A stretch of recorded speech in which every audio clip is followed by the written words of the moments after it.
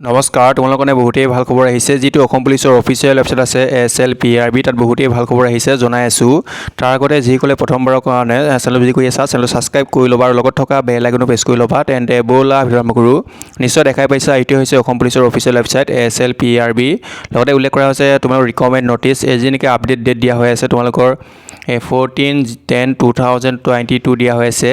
ইয়াত উল্লেখ কৰিছে তোমালোকৰ যিখিনি WWTOPR ভেকেঞ্চি আছিল বা তোমালোকৰ ডিছপাছ ৰাইটাৰ ভেকেঞ্চি আছিল, APRৰ ভেকেঞ্চি আছিল, সেই ভেকেঞ্চিসমূহৰ কাৰণে আপডেটটো আহিছে। নিশ্চয় দেখাই পাইছে আৰু উল্লেখ কৰিছে তোমাৰ new list of qualify candidate. লগতে উল্লেখ কৰিছে ডাউনলোড এডমিট কাৰ্ড নিউ উল্লেখ কৰিছে যিসকলে কোৱালিফাই হৈছা তোমালোকৰ এডমিট কাৰ্ড পাব্লিছ কৰি দিছে, সেইটো তোমাৰ ধুনীয়াকৈ ডাউনলোড কৰিব পাৰিবা।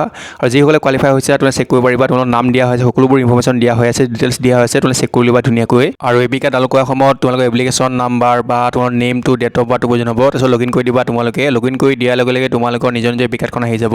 আৰু যদি তোমালোকৰ কিবা অসুবিধা দেখা দিয়ে তেতিয়াহ'লে তোমাৰ নাম্বাৰ দিয়া আছে, সেই নাম্বাৰটো তোমালোকে কল কৰিব পাৰিবা। ভিডিঅ'টো ইমানখিনি আছিল, ধন্যবাদ।